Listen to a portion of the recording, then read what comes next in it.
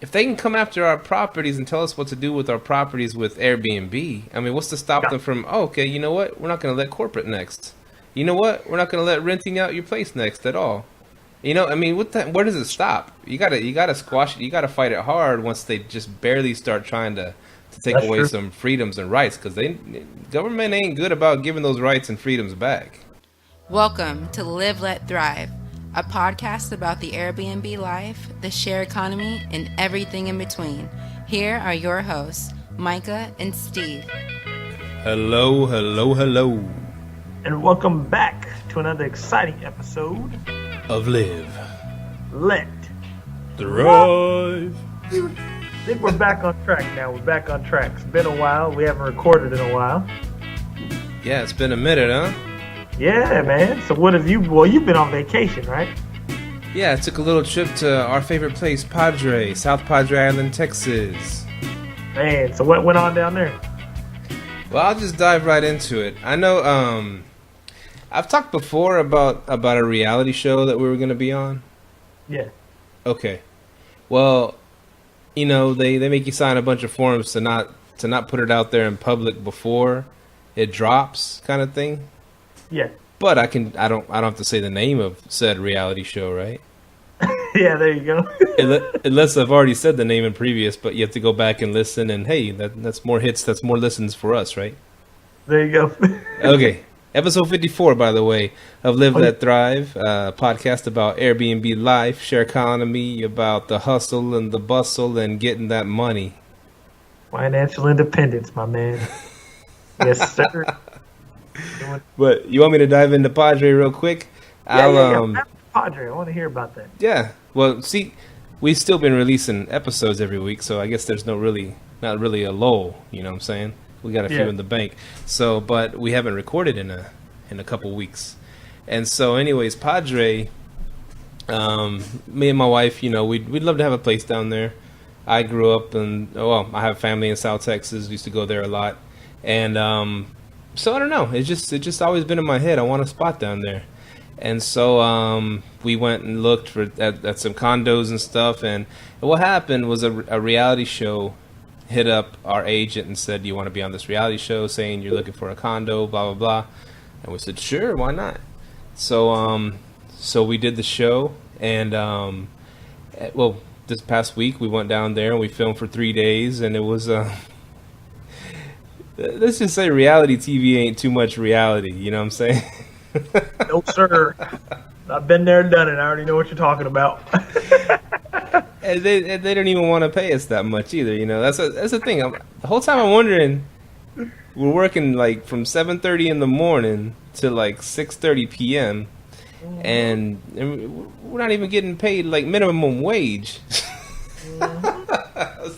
But they're gonna make a lot of money off this show, I think. Because they get you with the, hey, you're going to be on TV. That's how they get you, man. TV. Yeah, that's how they get you. But we'll send whenever that episode drops, we'll give the fans I guess a link or whatever. We'll send them where to go to watch it, and you get to see Steve from Live Let Thrive up on the telly, you know. So yes, sir. I'll just go ahead and say, like, it was long days. It wasn't always fun. A few moments, you know, we didn't have the baby the whole time. The baby went with us, of course. Our baby went with us, but our friends went too. Fabi and David, shout out. Thanks for the support. And they kept her like most of the day. They just wanted her for certain scenes, you know, because you know it's hard to film all day with a baby. Hard to do anything all day with a baby. And so anyways, long story short, we'll come back to it. We'll come back to it, but It was a unique experience. It was a unique experience, and we had some fun with it, you know, because you know you get your brain gets fried after doing so much, you know, that reality stuff all day. So I started doing some wisecracks and stuff. It was pretty funny. Stuff that definitely won't make it on air. I'll tell you one real quick, and then we're gonna hop. I want to hop into what you've been doing, because you've been kicking some serious ass lately. We sat down. Okay, you've seen these scenes before on these HGTV shows, or I'm not saying it's HGTV. It could be another TV channel that does furniture, housing, and stuff. Gotcha. But this one scene that we filmed over and over and over again, where our agent's like, well, I know we still haven't found you the perfect place yet, but we're gonna keep on trying, and then we're gonna get that dream house for you. And we're sitting around this, with this little outdoor restaurant, and the people in the background are like real people that participate, and they got to sign off on it and everything. Yeah. And so they've heard us do this thing like 10 times already, and so this final take, whatever we're doing, and she's like, and then so we're supposed to say, oh, cool. Well, can you take us right now to see some more condos? And she's like, yeah, we can go right now and see some more condos. And so my wife does the same thing. Yeah, that's awesome. And so I get up and say, fuck yeah. They're like, people are laughing at me and shit. I just wanted to say something funny because I was like, God dang, how many times are we going to do this stupid? Just traded. I said, so, fuck yeah. It's so man. Sorry about people driving in their car with their kids right now. I didn't warn the F-bomb. Oh, yeah, my agent was like, you can't say the F-bomb on camera. Pretty sure they're not going to use that take. But anyways, I had fun with it. So let's get to you, man. Let's get to you. What you been up to, man? You're doing the damn thing. Yeah, man. Yeah, I've got a few things going. We by the way, we got the new Live Let Thrive site up. We're getting a lot of good feedback on that. And by the way, if you go there and click on those links and sign up to be an Airbnb host, or let's say you just want to create a new listing under us, well, it'll be under you, but you're going through our link, we give out free consultations. We got all our consultation stuff set up, so working on that's been one, and then in between states, between Arkansas and Texas, setting up an Airbnb or corporate rental in Arkansas. So that's going to be a while. Our launch date on that is June 1st. So we have a month to get that one ready to go. Pretty much what we got to go through, repaint everything, get a system in place, get a cleaner co-host in place to take care of everything for us. And then we're going to run that one, man. And I finally got my arbitrage in Dallas off the ground. That's going to be corporate, fully corporate. So now I'm just waiting to get a renter in there. And, man, just moving, man. Just a lot going on. Get a lot done, man. So real quick, why is that Arkansas one? What happens on June 1st? That's the day we go live with it. We just put a deadline on it. So we have that. It's on your, because Adam James, it's on your calendar, you'll get it done, Maybe. You just got to, if it's on your calendar, you'll have to take greater strides to get it done. Like exactly. Today, I went and got a brand new TCL TV from this guy for $120. Got a TV, so yeah, that's why I love it here. You can get cheap stuff now. Take it back there, and boom, easy. Nice. Real quick about the calendar, because and I hear that on every. I love Adam James. He tells the truth, but you hear that everywhere on all. I listen to. I'm a podcast junkie. And I always hear about, you got to write it down or put it in the calendar. You got to manage your calendar, this and that. And man, and it is funny. And I'll go through I don't know how many times I've been to the store to get a new calendar because I don't know where the hell my calendars go. Oh, man. Google calendar, man. Yeah, but the phone thing, I don't know. It just doesn't. I'll start doing it for a minute and then I'll just stop. Dude, I know. I'm a very unorganized person. I make this huge mess to make these beautiful omelets, but I think somehow I make an omelet. I don't know. But the calendar thing, I've got my same one in my backpack. I take it everywhere with me, and I've been forcing myself to do some writing in there, and it's helping. It's been helping. Yeah, man, you get a lot done. You put it on the calendar, man. You get a lot done. Also, another thing that's been going on. It's actually been going on the last couple of days. I know our guests keep hearing about it. Arlington's cracking down on Airbnbs. I told you. Yeah, man, it's getting real out here, man. And then I guess a few of the people that's been trying to push the pro Airbnb thing, they got called out for not paying taxes. So that wasn't a good look on our end. So after that happened, I kind of decided to stay out the fight. I'm like, I'm corporate anyway at Arlington. I'll just stay with my corporate and shut up. Well, yeah, man. Maybe not so much visibility, but vote for the right people that aren't going to be for taking our property rights away. I mean, shit. That's how I look at it. Vote for the right people. But yeah, you kind of got to stay out the spotlight if you ain't paying your taxes. Well, yeah. Uh, Wait, I didn't know that. I didn't know that about certain people. well, okay, I'll say this. I stopped paying taxes because my condo was shut down. I have it in writing to the lady over the short-term rental taxes in Arlington or whatever. But yeah, so you got to be careful doing that stuff like that. So the other day, it was the day before yesterday, I'm sitting in a business meeting. I'm having a business meeting, and then I get this Facebook Messenger request. I'm like, what the hell is this? So I just happened to look down at my phone. I opened it. It's like, hey, this is such and such with the NBC5 News. We want to know your opinion on the short-term rental ordinance that's coming to Arlington. And I'm like, whoa, so I'm talking to this lady, and I'm like, so what kind of questions you guys going to ask? She goes, well, we just want to know your opinion. How's it going to work out? What are your thoughts on it? And she's like, yeah, we're 10 minutes from your house. I'm like, what the hell, they know where I live? So that's what I'm thinking. I'm like, how does she know where I live? So I hang up the phone. I called Tracy. She's one of those people who's doing the short-term rental thing. And I'm like, hey, did anyone reach out to you? And she's like, no. And she goes, how did she get your information? I'm like, she told me she got my information out of our little Facebook group. But the group's closed, but you can see the members if you're not in the group. My thing was, why the hell did she pick me out of all people? That was kind of weird. So yeah, man. And then she asked to come do an interview at my house, and I told them no because I don't trust the narrative of what they're putting out there. So I don't want to be that guy that's as soon as they start cracking down on Airbnbs, oh yeah, that guy who's on the news. I don't want to be that spotlight guy. You don't want to be that guy. So, yeah, I mean, some people like publicity and all that. I'm good on it. I'll just take the money. Money's good, man. But Yeah, that's the thing. I mean, I guess we gotta fight when we can, because like you said, okay, it doesn't affect me because I do the corporate thing. Mm-hmm. But if they can come after our properties and tell us what to do with our properties with Airbnb, I mean, what's to stop them from, oh, okay, you know what? We're not going to let corporate next. You know what? We're not going to let renting out your place next at all. I mean, where does it stop? You gotta squash it. You gotta fight it hard once they just barely start trying to take That's away true. some freedoms and rights, because government ain't good about giving those rights and freedoms back. Yeah, that's true.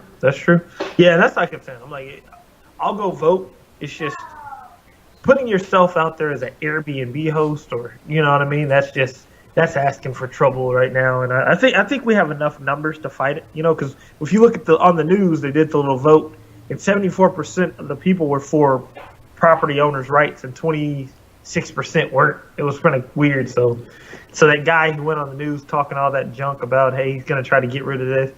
I'm pretty sure he's probably going to be voted out. I hope so.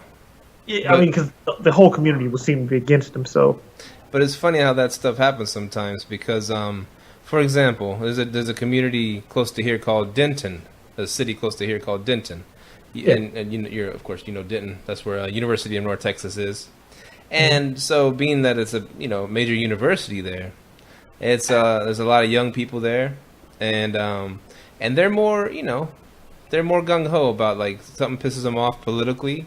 Young people usually, go out there and protest and try to get stuff changed. Old people are, we're all complacent and just whatever. They're gonna watch some sports. You know what? I noticed old people, they go out if they're against it.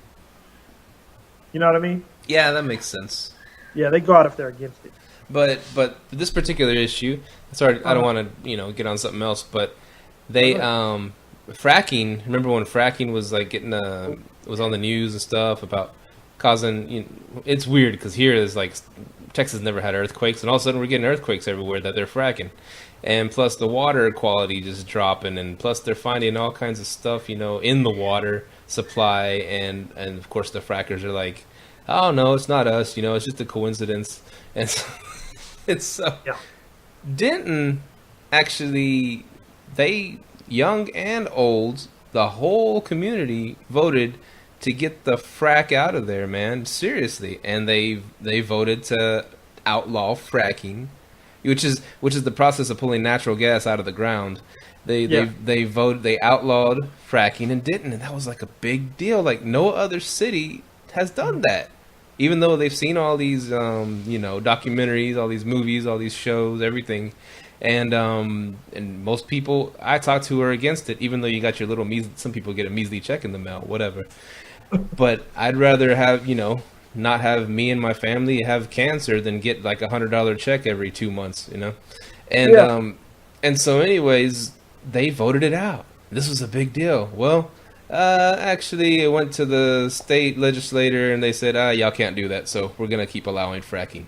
So even when the people rise up and most everybody is against something and they vote to get it out of there or vote for whatever, the big government, big brother, sometimes they, we're going to go with the corporations that are paying us and putting money in our pockets. And we're going to overturn the vote. That's true. That's true. And I mean, I think that's where Airbnb's kind of helped a little bit with the state of Texas deciding to pay the occupancy taxes for people. The occupancy taxes, but not the local city taxes. So I think not as many people are as pissed about it. You know what I mean? Because if you have a big corporation like Airbnb backing up the whole state, kind of keeps a little bit of heat. But then, of course, you always have your city ordinances. That's what it seems like it's coming down to in Arlington. Right, and it kind of pisses me off, dude. I mean, yeah, it pisses me off because there's like, for example, the other day, a guy named Peter, older gentleman, guy named Peter, give me a call on my cell phone, and which hey, shout out to Peter. What's up, man? If you're listening, on my cell phone. And so he called me up. And he's like, hey, Steve, are you Steve from that show, that Live Let Thrive? I was like, yeah. Like, what's up, man? And I was at work, and he's like, yeah, I just I got your number off of the Live Let Thrive, the page. We put our links on the bottom, show notes. Any of y'all want to give me a shout out or a text one day, go ahead, holler. And I was like, yeah, man, how can I help? What's up? He's like, yeah, me and my wife, we've been thinking about doing Airbnb, and we've heard about it, that you can make some money, extra money, with your house. And I was like, yeah, it's a pretty good deal, where y'all at? Where do y'all stay? He's like, oh, we're in Hearst. And I was like, oh. And he's like, do you think it would work in Hearst? I was like, well, I have an Airbnb in Hearst. That's funny you should ask. And and it works pretty good for me. And he's like, oh, okay, that's cool. And so I said, I'm going to send you the link to my place. And he goes, do you have any questions? So he just asked me some general questions and stuff. And how do you get started? How do you you have to add pictures. I don't think they're very computer savvy. Yeah. But he was just saying, I think it would be good for extra money because, we have this big house and we have all the kids are gone, of course. But he has like 10 grandkids. But we still want to be able to use it because we have the grandkids, and whenever they come to town, I was like, oh, that's fine. You can just block it off whenever, the grandkids are going to come. Just block that time off and you can just rent it out when you want to. I'll just explain in Airbnb to him. And they're like, oh, okay. And so they seemed, it's like an old couple. They got this big house. Of course, property taxes keep going up and eating into their income every year. And all of a sudden, there's a way for them to make some money. How many rooms they got? I think it's 4 bedrooms. Ooh. So I told him 3. Yeah, I told him. Well, you could. I told him there's 2 ways to do it. I said you could rent each bedroom by itself, or you can rent the whole house out. And I think they were leaning towards renting it out. I said, because I told him, I kept giving examples. I said, because me, I rent my whole house out there in Hearst. I never see the people, blah, blah, blah. They just let themselves in, let themselves out. And I said, my buddy Myka, which is on the radio show, he has an experience in renting out rooms out of his house. And he loves meeting new people from all over the world, made some good friends, and just they love the hosting experience. And he said, "Oh yeah, I think we would do that. My wife is a great host, and this and that, and so it seems like they would lean towards that." And I was like, "Well, that's great. It would be a good experience for y'all." And so and that's what I was saying. Airbnb gives like older people that that are on a limited income. Their taxes keep going up every year. Prices of everything keep going up every year. Yet they're not getting paid anymore every year. All of a sudden, there's this cool way for them to make some money and to get by, and it just pisses me off that governments want to jack with that. Yeah, I mean, yeah, that's true. I mean, it's always going to happen. You know, you're going to get your pissed off. It starts with the pissed off neighbors. I mean, because literally, like when we went to that meeting, they were complaining about one person, and then our buddy Brad, he pulled up the stats. He went and got the stats from the police station about noise complaints, and all the noise complaints are down this year. So they're complaining about nothing. You know what I mean? And it's just, yeah, I mean, that's just what happens, man. You know, you get a few, I don't want to say older people, but people that are at home all day, they have nothing else to complain about. And I'm actually give you an example. So at my newest arbitrage, right? We're moving the stuff in, getting ready for one of our traveling nurses to come in. We're getting everything in, and the older guy comes outside. He's like, "So you guys my new neighbors?" And we're like, No, we're a corporation, and we rent out to traveling nurses or whatever. And it had already been approved by the landlord. So he's like, "Oh," and he tells Mahogany, "You guys know you can't have a bed and breakfast here, right?" And she's like, "Yeah, we understand. This isn't a bed and breakfast. This is for corporate housing." And he's like, "Oh, okay, just making sure." And like every time we're moving stuff up, like he has something to say, or like we were nailing something into the wall. He's like, "It's kind of loud. Can you just give us a warning and make sure it's after 9 o'clock?" I think it's at 8 o'clock we were nailing the stuff in the wall. I'm like, okay, you know, it's just people that just, if you're at home all day and you have nothing to do, complaining just kind of turns into something to do, you know? Yeah. You know, so, you know, you can't knock it. You know, if I'm old, I get that age, you know, I'll probably have a few complaints about life too, you know? Get off my lawn. Yeah, you know, so I mean, it happens. And, you know, it is what it is. You deal with it. We were nice to him, and, you know, he's cool with us now, you know? That's good, because I was like, oh, crap, he's going to have that neighbor. Yeah. Once we explained it to him, he was fine. And our landlord's real cool, too, so not bad. Yeah, and I can see that side, too. Because, like, when we moved into Hearst, which is, like, 2 years ago, the old lady was like, "Oh, you know, I'm so excited to have y'all as neighbors," and we got to know her, and it was pretty cool. So, like, when we were leaving and then setting it up to do Airbnb, she's like, "Oh, y'all can't leave. Why y'all leaving?" You know, she really became, you know, close with us and stuff, and loved, you know, our baby and everything. So I was like, I could see that too. For them, that she's there all day, every day. So we were like, you know, she didn't want. She's like, "Please don't rent it out to nobody bad or this and that." Oh yeah. True. That's true. But she's come around. She actually helps watch the place pretty good and lets us know if anything's going on and stuff. See, yeah, if you get them on your team, those are the best people that are sitting at home and watch your house. Like, we have that across the street with my babysitter. That's like the best thing ever. Like, she'll just watch our house. You know, she's like, "Hey, this person came, dropped a package." She has a code to get in, like for cleaning and stuff like that. So, yeah, it makes it all the best. So you should be offering her a little. If you ever can't get, if Lupita can't clean, hey, tell the lady across the street, whatever, to clean up for you. There you go. Well, she's really old though. She's okay, never mind. Kind of hobbles around. Never mind. No one old lady dying in my house, man. It's bad for business. Don't want that on your conscience, guys.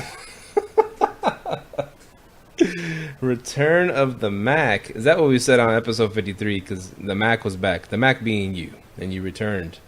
Yeah. Been busy. Been real busy. Yeah, I had been busy, and now I'm back. So the Mac I see is a lot back. of people are against arbitraging on bigger pockets. Tyler Work texted me today, and he's like, "Yeah, you see these people that are so against arbitraging, they don't think it works." And I'm like, I don't know, man. Like, yeah, a lot of people are against arbitraging. I was like, they're all about buying the property, which I'm like, yeah, that's cool if you're in a seller's market, you know. I mean, what's it, a buyer? If you're in a seller's market, you arbitrage. If you're in a buyer's market, you buy. You know what I mean? Right. We're against that. They're like, just buy. I'm like, yeah, it's a lot of risk that goes with that too, and you're not going to see that 20% for a long ass time. But if it's a buyer's market, you know, you get it dirt cheap. It works, you know. So, yeah, we noticed that because Tyler Work. I've been talking to him because I'm interested because he's selling his company, man. I don't know if he wanted me to announce it now, but like he's gonna send everything over to me, and we'll be throwing it out there for people. Yeah, he's selling his company. Dang. But the funny thing is, he's not the only person I've seen that is getting rid of Airbnbs as far as managing it. And I think me and you were talking about this earlier. I don't know if managing Airbnbs is worth it, but we'll be finding out because we do have a guest that manages a boatload of them in a couple weeks coming down. But I don't know. I wonder why people are dropping it. That was something I always look at. When you're in a business, you got to look at why people are dropping these things. And it's funny what I heard from some other show or somebody else saying that the average lifespan career of someone that starts Airbnb is 2 years. They just get burned out at it. Most people, a lot of people stick with it, but I'm saying, like on average, because a lot of people try it, but 2 years is pretty much the tipping point. So, yeah. I don't know how long Tyler's been doing it. Yeah, I don't know. And plus, he's managing people's units, so that's what I've because I was actually looking at, hey, maybe I should dive into managing people's units for 20%. But then if he already has a scale of it, I wonder what his reason is for getting out, because that's very concerning because he's not the only person I've seen doing it. They're like, the one guy, he was in Portland, and he was like, man, I just don't, he goes, my system isn't fit for Airbnb because I think because with Airbnb, man, that constant turnover turns into, especially if you have 13 units, turns into a pain. It's hard to scale like you can do in long-term rentals, right? Yeah. Mm-hmm. You put someone in there, you put a property manager on it, a good property manager, and it's locked up. Even if it ain't making you as much as a Airbnb, you still don't have to deal with all this turnover.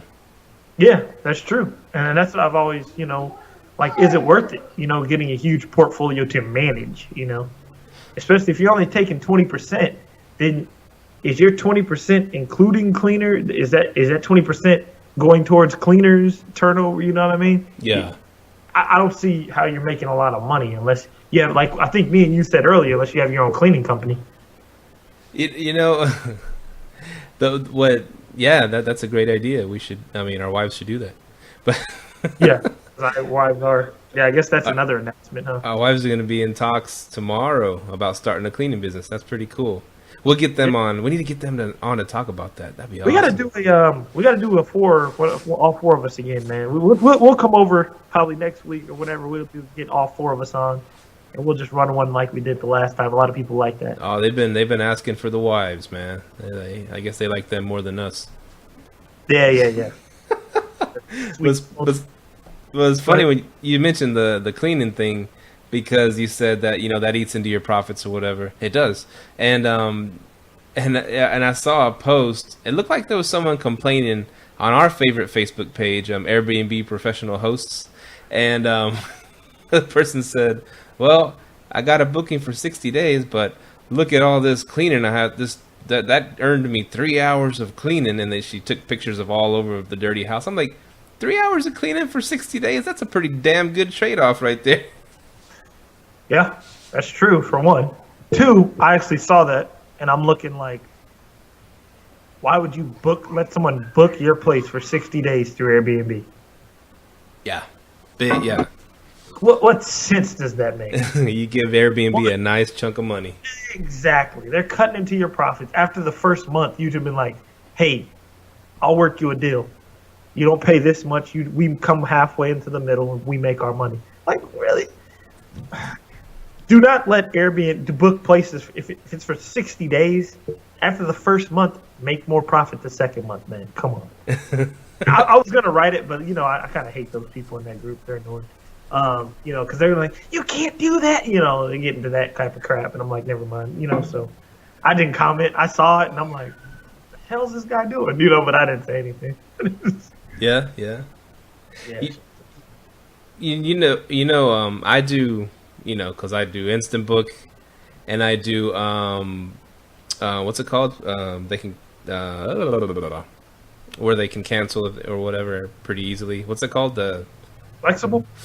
I still do Flexible, and wow. I know you told me not to do it, but so far it ain't burned me. It's never burned me. Except for this time, which isn't excuse me, it isn't a bad burn, but this guy hit me up, and he said, oh, because he's coming in next Wednesday, right? Or he's coming in, coming in next Wednesday. He's staying for a week. Anyways, so he texted me today, or I'm sorry, text me. He sent me a message today on Airbnb, and then he said, hey, actually he sent a request first to move it from checking in Wednesday to checking in Thursday, because he said, I totally goofed. My son's hockey tournament is actually going to be on Thursday, so I put in a request to change it for one day. I hope you don't mind. So anyway, I'm getting 1 day less of income. And so to me, I was like, that kind of sucks, but you know, I'm flexible. He can just, if I'm an a-hole to him and I say you can't do that, he can just cancel me altogether and I won't get any money. So I put myself in a spot by being flexible, you know what I'm saying? But I went ahead and did it because whatever. I'm a nice guy. I understand. I'm still getting almost a week from him, so I went ahead and just accepted his request. Yeah, I mean that happens. I mean, I personally, I even do moderate at my personal properties. I do moderate. Speaking of cancellations, me and Airbnb kind of got into a Holler match today.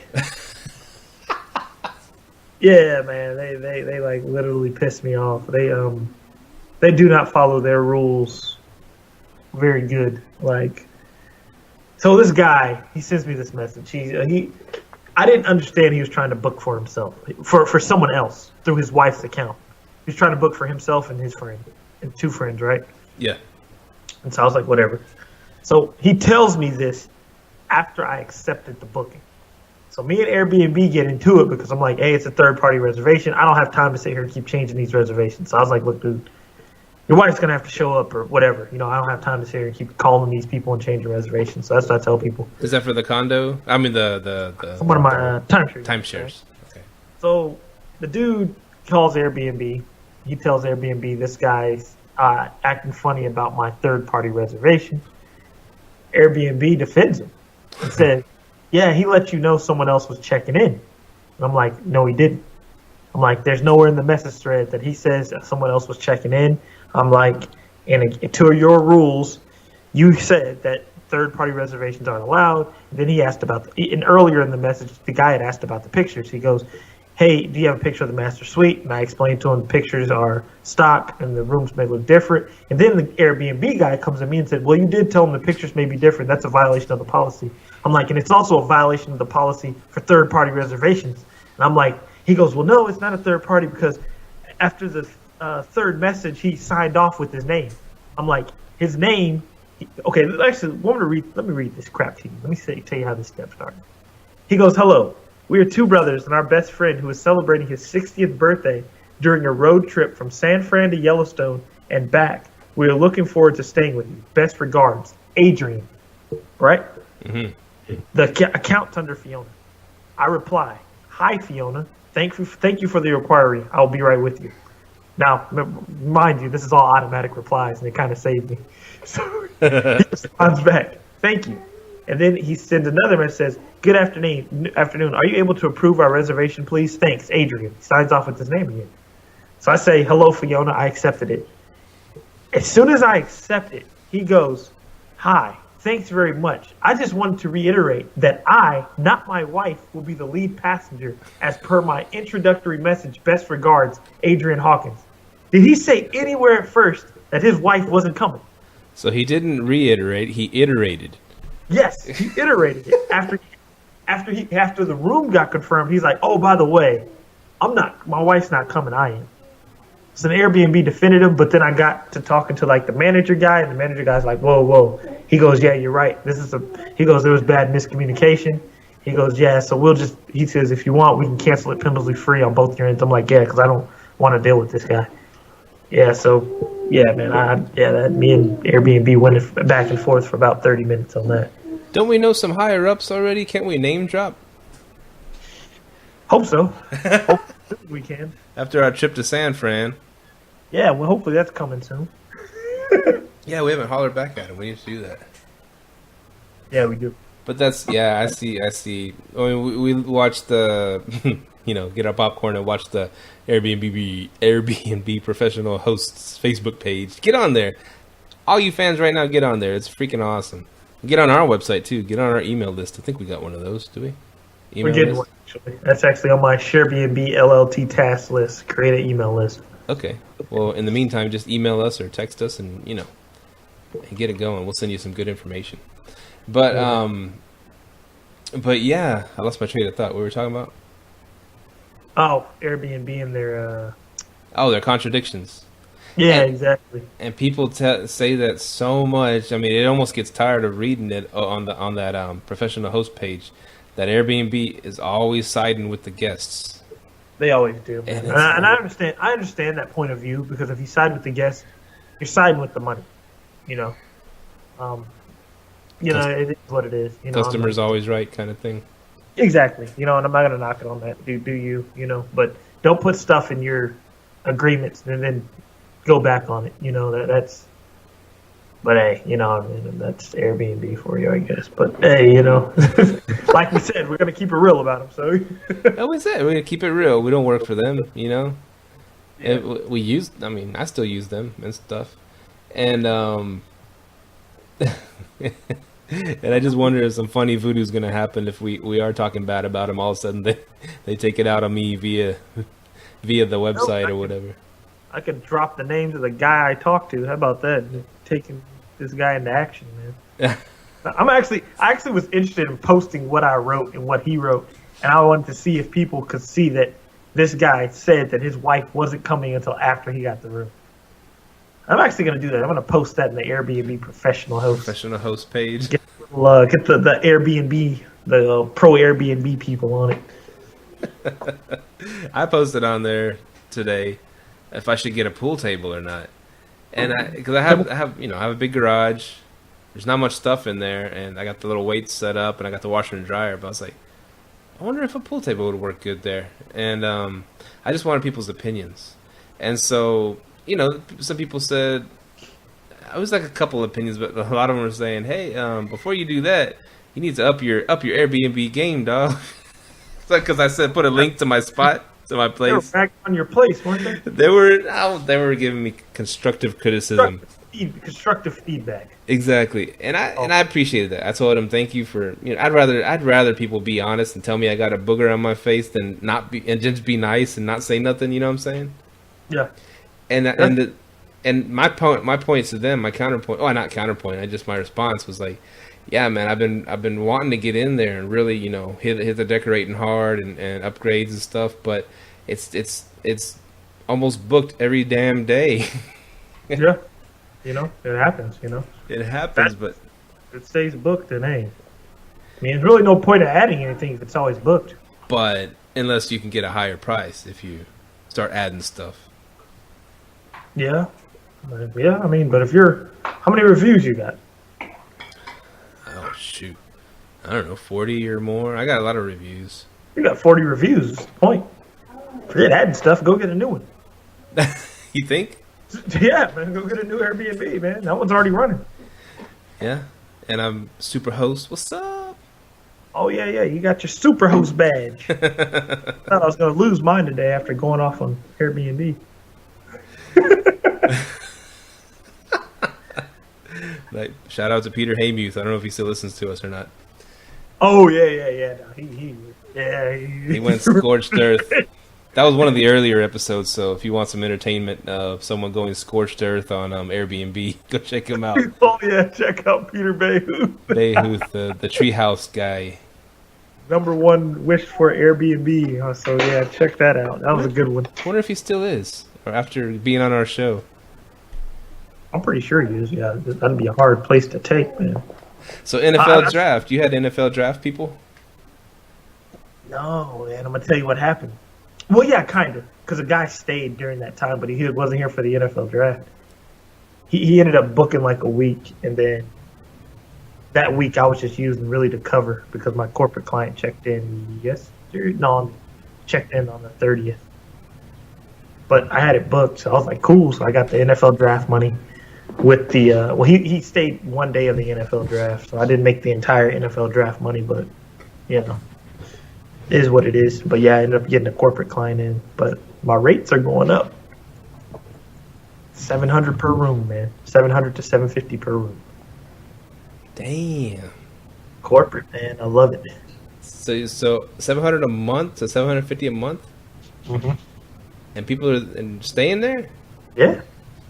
I'm full right now, but I have one last one that's paying 600. And once that's over with, I'm going up to 700 on that one. God dang. Yeah. You're paying your probably double your mortgage. Oh yeah. With that 700, yeah, that's what I need. Yeah, so that coming in, I'm like, oh hell yeah! I was like, yeah.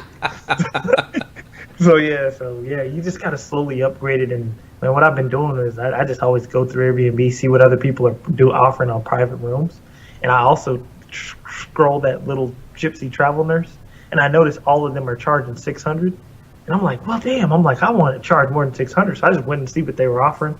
I'm like, oh, I got way more crap than them, so I just upped it to 700. You know? Yeah. People, and plus, I realized, man, people will pay 700 for safety. If you're in a safe neighborhood, things like that, you're cool. People see the reviews. They're like, oh, these are cool people, you know? So I kind of use my Airbnb reviews to juice up where you stay, and people love it, man. What if you offer them like a free shotgun with stay? You know, maybe, possibly. Maybe if they're friendly. And a pit bull? Yeah, you know. Might work. Tales from the hood. But yeah, man. So I'm definitely. Another thing I'm going to do, I'm going to put all my private rooms on Furnished Finder. Because right now I'm not even getting the traveling nurses. I'm getting like government workers, stuff like that in here. Dang. So, yeah, I have one nurse and a government worker right now. And that's from Gypsy Travel Nurse. You got them? No. What did I use to get them? What was I on? One came from VRBO, but then I got her information from VRBO, and the other one came from Airbnb. Got her information from Airbnb and came straight to me. Oh, nice. Yeah. So, man, by the way, if you check out my pro marketing page, it's easy for them to find me because I pretty much put ShareBnB as all my stuff up there. So they know I'm a company, and they just come straight to me like, hey, how do I reach you? I'm like, go to sharebnb.com, or you can just Google me, you know? So cut out the middleman. There you go. Yeah, man. That's cool. And that's what, like, I guess an internal debate that I'm having is, should I pay money to get the next place? Or should I put that money into fixing up my current Airbnb even more? And it's just like, what's going to generate more income? You know what I'm saying? And you said, well, your place is already doing good, got a ton of reviews, super host. Yeah, so just you're good on that one, get the next one. But I don't know. To me, I think there's room for improvement, and I can make it look really, really nice. But I don't know. Some professional photos. Yeah, professional photos too. Yeah, you're right. Professional photos make it look a whole lot different. Like, yeah, have you seen my Dallas arbitrage? Yeah, it's beautiful. Yeah, it looks beautiful, but then you put the professional photos on there, man, it takes it to another level, man. I'm telling you, man, professional photos take it to another level. And Mr. Al Williamson gave you a shout out, and he said, take the legs off the TV, bro. Oh, yeah. And they aren't even on there. I just took the picture like that. I was like, man, because we were getting everything done, and we were just like, go ahead and just snap it. No, she ended up taking them off. Oh, so that picture with the snap was from your phone, or was that professional? All of them are professional. The professional. Okay. Yeah, they looked really good. Yeah, I had some, what I did was I had some that were from my phone at first just to have it already being advertised, and then I took them off and put the professional ones up. Sweet. So it's already on there then. It's already on the website. What's it called? The Furnished Finder? Yep. It's on Furnished Finder, and then I just use Airbnb as an advertising platform. Somebody wants to come to me and find it, they can do that, and they have to go through a background check and all that. But you said that those Furnished Finders people hitting you up, they don't want to spend that much. They will. You just have to find the right one. Like the ones who are wanting to pay the $15, plus be patient. She wants to pay that right now when it's a month out. In a month, when she ain't going to find nothing but a private room, she might be like, okay, I'm going to have to give something up. I might pay the $2,000, pay $500 or more, be right by my job, and I get an entire place. I mean, you ain't getting no entire place for $1,500 a month. Not in Oakland. Nah. No. Not fully. Not at all. Not in the neighborhood, bro.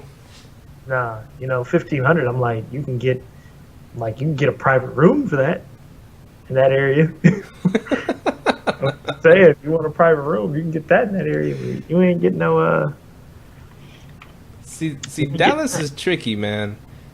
You definitely want to go do your research at a place in Dallas and go check out the place, go check out the city in the daytime and the nighttime, because you turn the wrong street in Dallas and you're in the hood really quickly.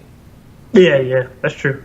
But the area in Oakland, it's really kind of hard to get in the hood in Oakland. Yeah.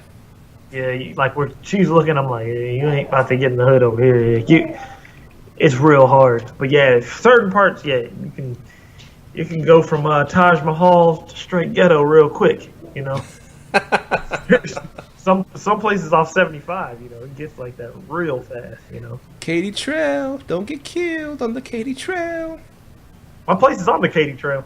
That's a beautiful area, man. Yeah. I mean, I remember I went to go when I was getting my jog on. I was in a lot better shape.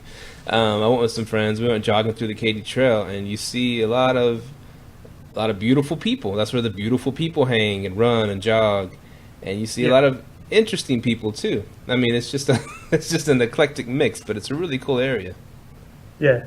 But every now and then a hobo will jump out of the bushes and stab somebody. It just goes with the territory. For real? You never heard of the deaths on the Katy Trail? Nah, man. Yeah, there's been my arbitrage is right there on the Katy Trail, man. I'm sure I'm sure it's all safe now if anybody wants to rent Myka's place. But back in the day, this is a few years back, there was a few incidences on the Katy Trail. For real? But I haven't heard anything in a long time. That's how the rich people are, man. That's why they squash it quick if it's rich people getting killed. Yeah, because the condo I'm renting is worth. Well, check this out. What up? Say hi. Hi.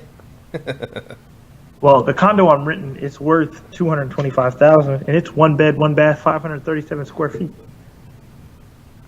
Damn. So, yeah, I know. That sounds like this place is crazy. I'm like, people buy this crap, but hey, it works. And so, how much do they charge a month for rent? Like for normal rent? $1,300. And that's what you're paying. Yeah. And they're totally cool with you arbitraging it. Yeah. The owner, I let him know what I do, and he was like, "Oh yeah." He was like, "I listened to your podcast, and you sound like you know what you're doing." So he listened to the show.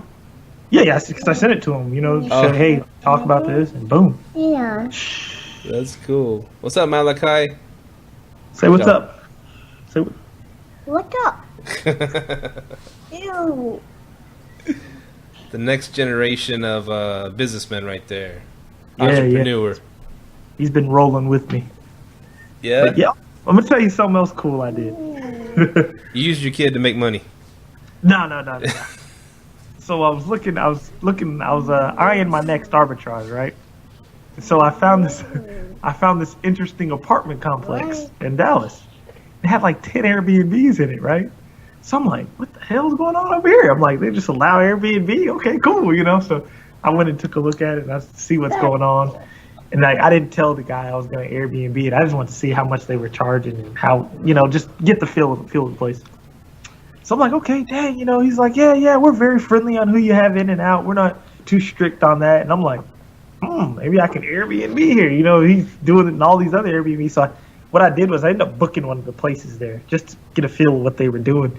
And I talked to the guy and he goes, oh yeah, they don't know how Airbnb, but he goes, a lot of people do it here. So I just started to do it too, So he goes, the only thing is I just have to hand off the key. But after that, it's been pretty good. And I looked at it, man, dude, he's charging like $110 a night for this place. Rent's only $1,000. Okay. It's in a high rise. Oh wow. Yeah, man. So 10 nights, man, you already made your profit. 20 nights, you doubled it.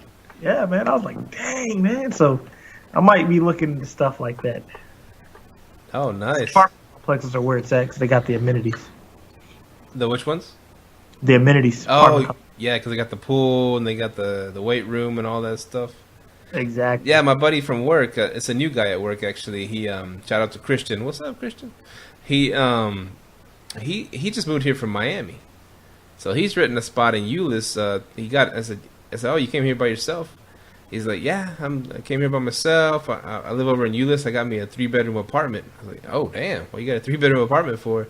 He's like, well, I have a friend, a flight attendant rents one of the rooms. And then I have another buddy that's coming from Miami. He's going to rent the other room. He hadn't gotten here yet, but he's in the future, he's going to come this way. And so I was like, oh, so you have your rent paid for. You don't have to pay nothing. He's like, well, not exactly. We kind of split it 3 ways. And I was like, oh, okay. All right. Well, you're almost. I tell you, explain that you're almost house hacking. If you would have bumped it up a little, you'd have had your end paid for. You know what I'm saying? Bro, I would have told them, man, get a corporate client in there or Airbnb the unit. That's the thing. And so the thing is, it's like a crash pad because the flight attendant, she ain't always there. She just needed a spot to crash, And then he said he spends a lot of time going back to Miami.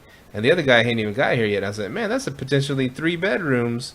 You could be Airbnb in it, even when they're not there. Even knock down their rent just a little bit. Say, I'm going to use your room when you're not here. Yeah. One cool thing about that is one of our listeners, actually, I met him at a meetup a couple weeks ago. He actually Airbnbs his entire house. And whenever he Airbnbs his entire house, he'll go and rent another Airbnb in the same area for half the price or a quarter of the price, stays there, and then he Ubers while during the day. I was like, man, you're an ultimate hustler, man. yeah, I've been listening to your podcast. I was like, oh, that's dope, man. Dope. I like that, ultimate hustle right there. Dude, that's cool. That's what I was thinking of doing too. I was like, because we're getting this house ready. Actually, I moved our studio into my daughter's room. So really? Yeah, so that because I'm in the living room, and if my daughter sees me in the living room, she'll want to say, daddy, And so she's been on a lot of shows, my daughter, from the background noise. Oh yeah, definitely. And sometimes she'll be crying or she'll be dropping things. Kids get loud, little bitty ones get loud. And so I moved everything into my daughter's room, my daughter Caden's room, and we're gonna get the house ready.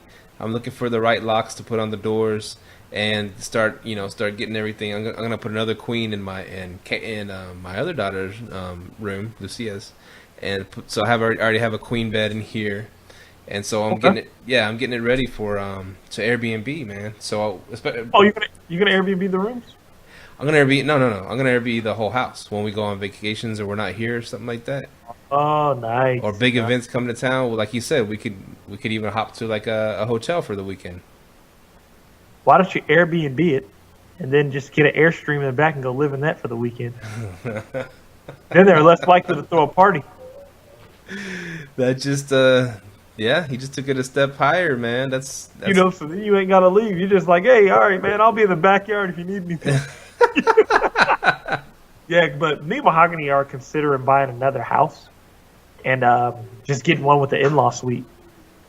Oh, nice. So then you almost Airbnb in the entire property, let that pay your mortgage while you're still living there. Wow, that's awesome. Yeah, because my mom gave me that idea because they just bought a new house. And she's like, yeah, just get an in-law suite, let that pay your mortgage. I'm like, oh, there you go. She goes, then you don't have to give up your space. I'm like, that's the way to do it. So we're looking at possibly going to a 5-bedroom house. The thing is to find one that already has the in-law suite, right? Yeah.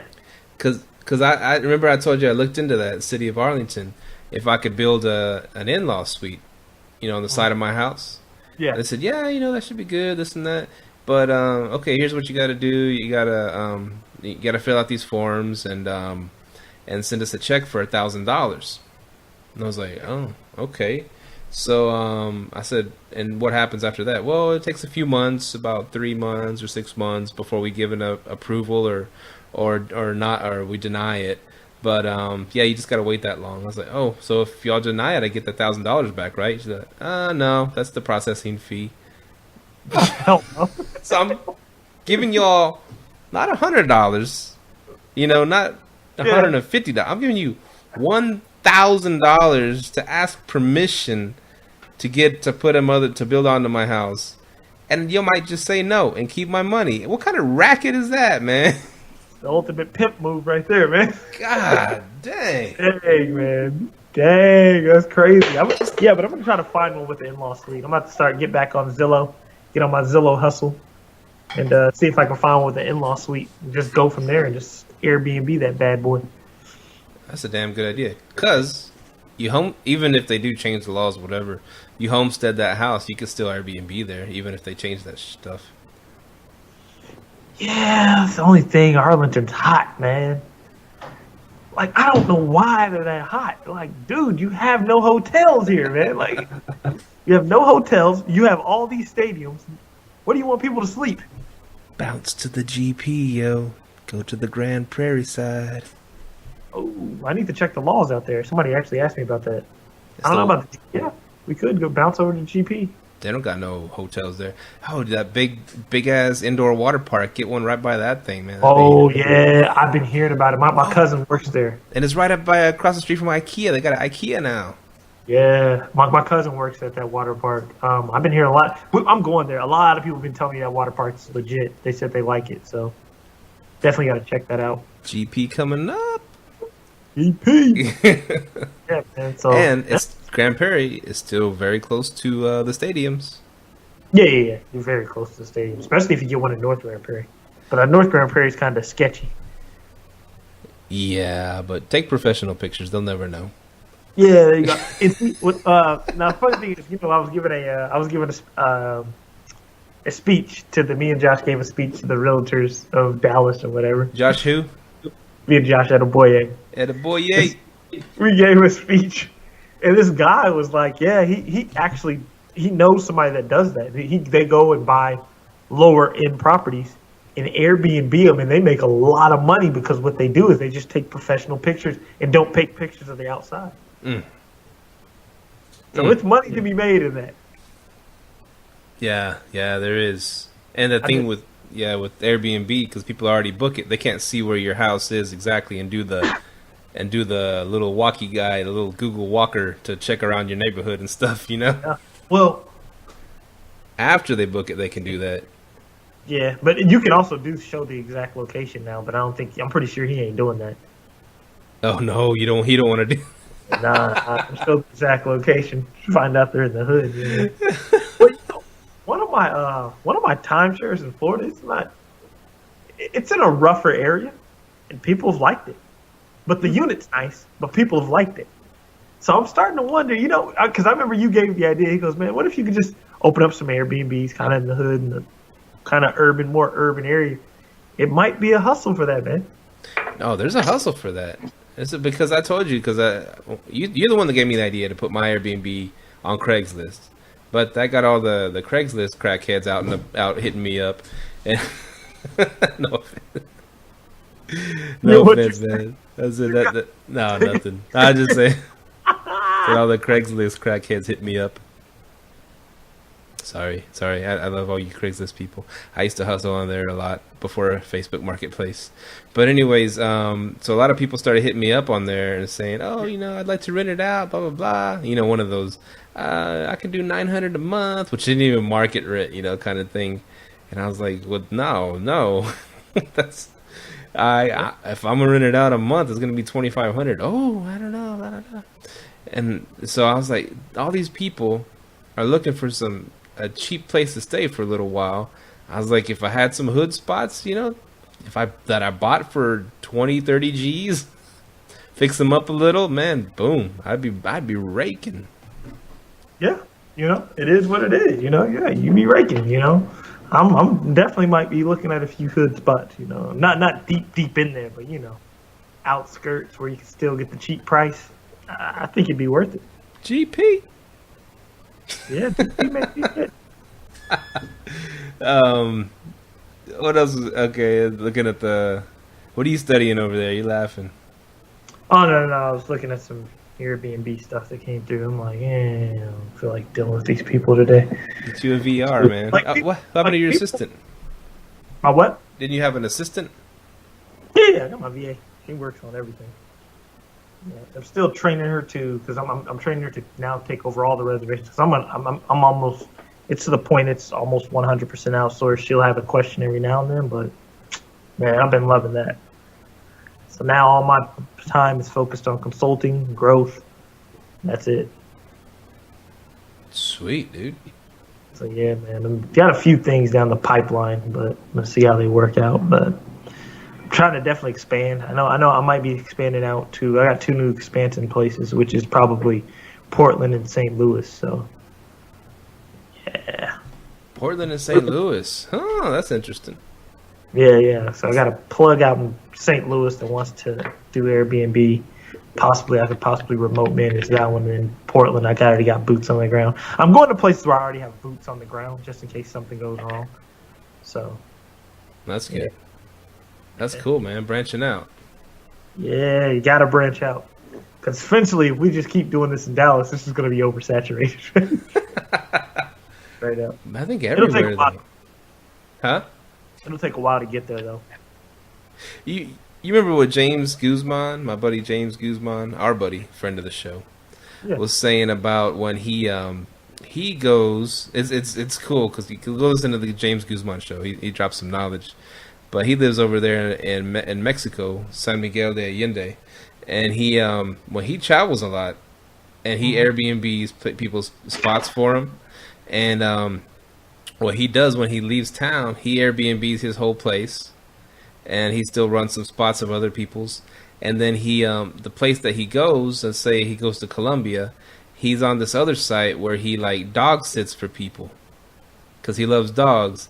So they pay him to go and dog sit for like a month or whatever in Colombia, watch their dogs for him, while he gets to travel and experience the beauty of this country. And plus, someone's over there written his spot back in Mexico, and all the other Airbnbs are getting taken care of. He's like double, triple, quadruple dipping, man. It's a beautiful thing. Yeah, definitely is. And you can set your business up that way, man. That's the beauty about Airbnb. I mean, even if they start cracking down, you probably still get away with doing it part time, or That's what I tell, and that's what I've been telling people, man. If you do it, if a city can come in and shut down your business, you're in the wrong business. So that's why you have to find something. You have to find the loophole.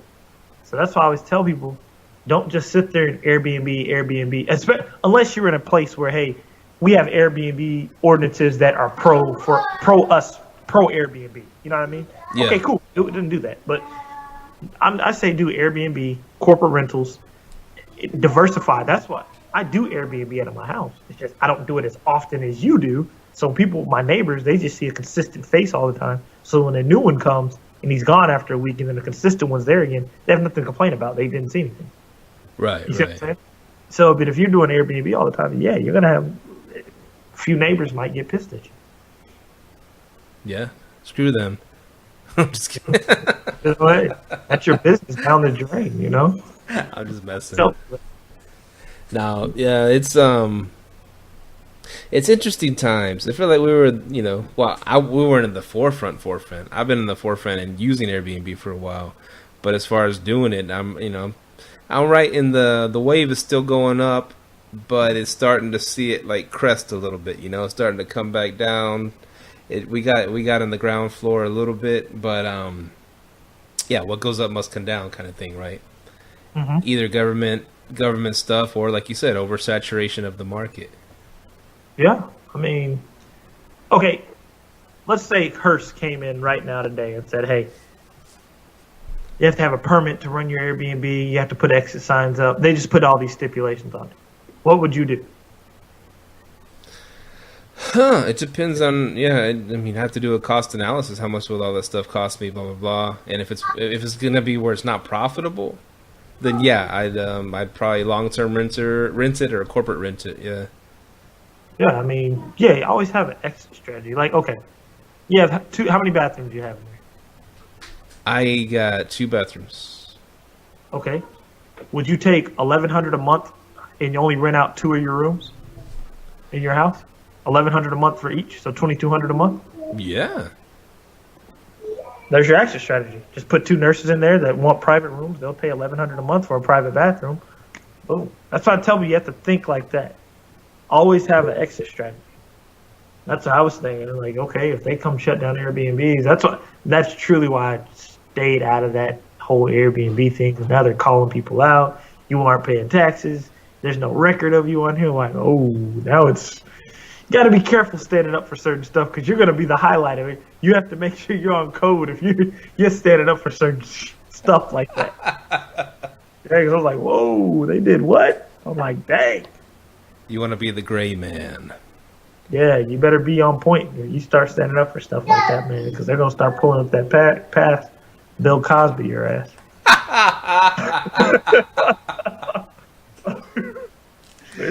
Woo!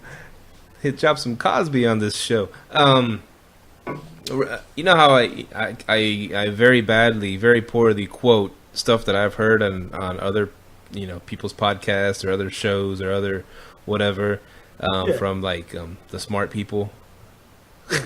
I think we're smart too, in a different way. I'm smart in a different way. I'm just a weird dude. But I heard this cool thing about how. And this guy wrote this book about how rich people think different than the rest of us. Rich people take risks that a lot of us don't take. And so millionaires, billionaires, whatever. And so one of the things he said, they look at it differently because they see something. Okay, this is something, a potential risk.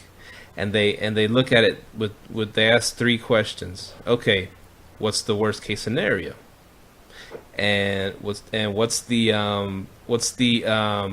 best case scenario, and then the middle one is what's the probability? What's probably going to happen? See, I'm going to butcher it, but you're going to get the gist of it.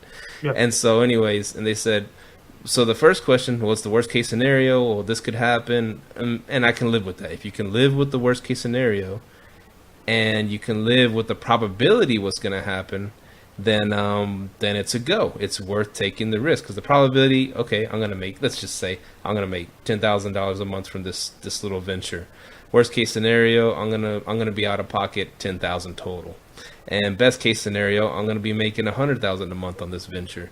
So to them, they weigh all 3 of those things, and if they can deal with that, the two, if they can deal with the worst case and the middle ground, then they'll usually take the risk. They take calculated risks like that. Yeah, I mean, rich people are comfortable with uncomfortability. Oh, that's a pithy response right there. Rich people are comfortable with uncomfortability. Most people are afraid won't get rich because they're not comfortable being uncomfortable. Right. You have to be, and that's one of the things I've been pushing myself to do is push yourself to where you're sitting on the cliff. Like Can told me, just nosedive off the cliff. Be uncomfortable. Because you're going to be uncomfortable for a while. You're going to be uncomfortable. But it'll pay off. Because you're going to learn everything on that ride down. You're going to learn a bunch of stuff. And that's going to take you back to the top. I heard Master P say this one time. He goes, if I go broke today, it would never bother me. They're like, what? He goes, I have $1 million worth of knowledge in my head. If I go broke today, it won't bother me. I'll get it right back. I'm like, dang. That's a way to think about it. I have $1 million worth of knowledge. I'll get it back. So it's what you learn. Because if you're sitting at a job all day, and that's what I'm noticing. When I was sitting at a job all day, it's blocking me from learning stuff. Because rich people get rich by sitting out there every day learning stuff. That's how you get rich. Because you're learning it, taking it all in, and you're figuring out what to do with it. So I've learned a lot, man. I've been learning a lot this last month, or 2 months really. I've learned a lot, man. How is that? How long you been fun employed? In 5 days we'll make it 2 months officially. Nice. And there's no going back. You ain't going back. It's a possibility, man. I told you about that job that called me, right? And I told them no at first. Which one? The one they offered me a nice little chunk of change. And they had everything I said. If I go back, they had everything there lined up, right? They had everything there. Like, has to be in Arlington. It's in Arlington. Has to be, so I don't have to do the long drive.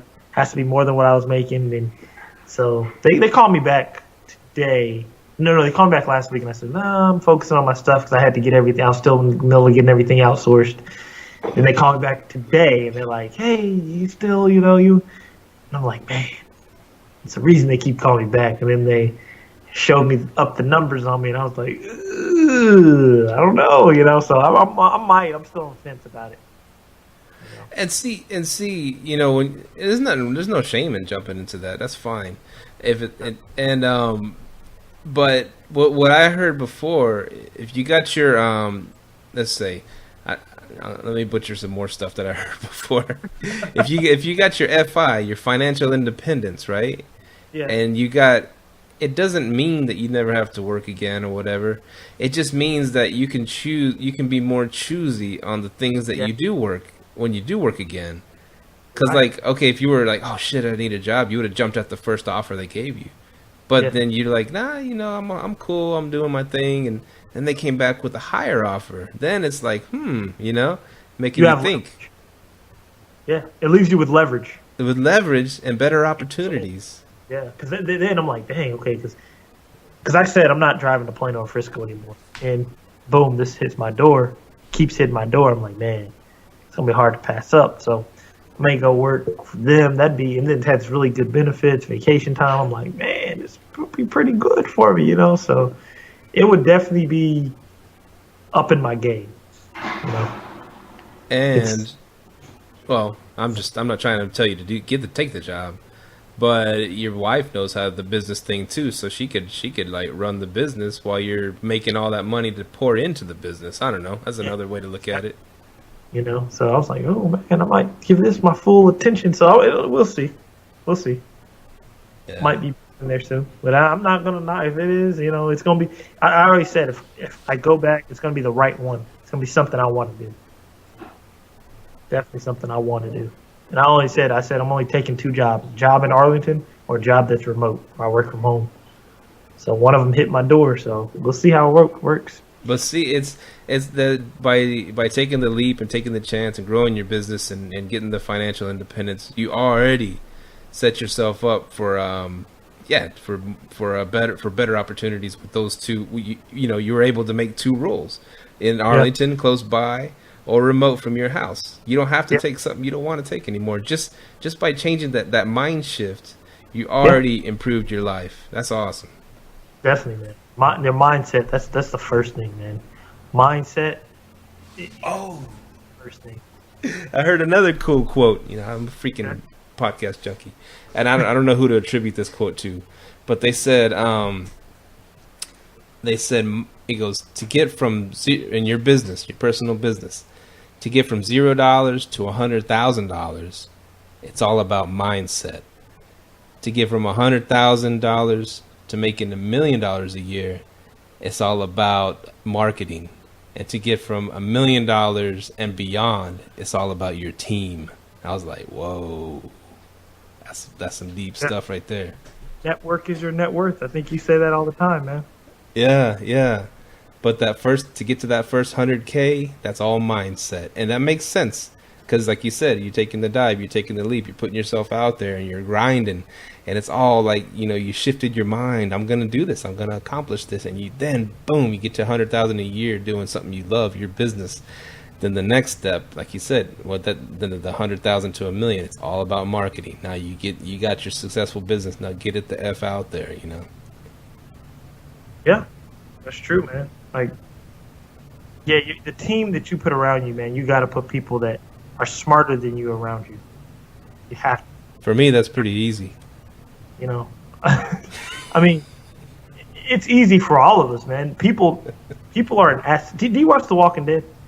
I don't. Okay. Well, there's a character on The Walking Dead. His name's Negan. But Negan is the most awesome character because what he does is he uses vile techniques, but he looks at people as an asset. Is that the dude with the baseball bat? Yeah, he's the one with the baseball bat. He doesn't just take control of you. He uses you as an asset. Like he controls you with a gun, whatever, but he sees that you have value and potential, and he uses you as an asset.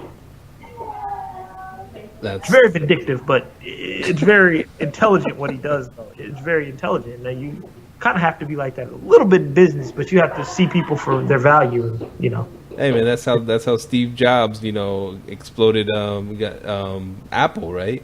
Yeah. He went out and found he wasn't the smartest dude. He didn't program. He didn't do all that crap. But he found the freaking most talented people and ripped them away from what other businesses they were running. Man, it was awesome. That's what did Floyd Mayweather say? Yeah, they make jokes of me that I can't read, but I can hire somebody that can. Well, I could read $100 million check.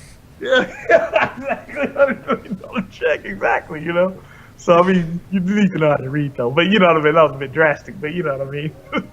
Man, well, this was a good show, man. It's good getting back in the saddle, doing this again, and I'm glad you're doing really good. I'm doing pretty good. I mean, I can't complain. I got everything: good health, good family, good. The business is going pretty good, and there's always room to improve. But yeah, we're truly blessed, and we hope that all you fans listening, taking the leap, doing some great stuff in your life and trying things. I mean, you don't have to try something that you can freaking mortgage your house to go try something crazy. You can do baby steps, get that business going small, short. Get the little website up, do a lot of things that are already free, get it out there, and see if it's going to work, and then boom, then you can start putting a little bit of money into it and growing it, and just try, and then never be complacent. Yeah, man, definitely stick to it, stick to the grind, train yourself every day. When you wake up in the morning, set a schedule, write stuff down, put it on notes, man. You'll get there. You'll get there, definitely. Yes, sir. So, who are we, and where can you find us? Oh, yeah, we are Live Let Thrive. Subscribe, rate us on iTunes, send us an email at liveletthrive@gmail.com. You can call us at 469-300-9100, leave us a voicemail. Steve also puts his number out there. Like us on Facebook, subscribe to us on YouTube, follow us on Twitter, and also you can find me on sharebnb.com. If you ever want to get some consulting, want to get your arbitrage game going, hit me up. Oh, also, we are now, I think we announced the last time, we are now official Airbnb marketers. So if you ever want to sign up, if you want to have a new property that you want to sign up,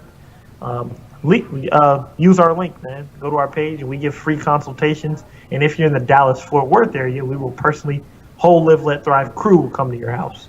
That's Myka, Steve, Lupita, and Mahogany. Get the best decoration tips. And we possibly have a cleaning crew for you. So hit us up. One-stop shopping. Hey, you want to try it? What better way than get the Live Let Thrive team out to your house? That's awesome. We'll even sign autographs. There you go. We'll take some pics with you, too. No pictures. I don't pay my hot taxes. Just kidding, Mr. FBI government. Well, good show, man. It's always great talking, catching up, and we're gonna keep doing this, keep rolling. Episode 54, we're gonna probably get to 100 pretty soon. We're just cranking them out, man. That's how we do it. Sir. All right. Peace. Live Let Thrive out. Thank you for tuning in to this week's episode of Live Let Thrive. Be sure to tune in next week for all the latest in the world of Airbnb and all that entails. Bye-bye.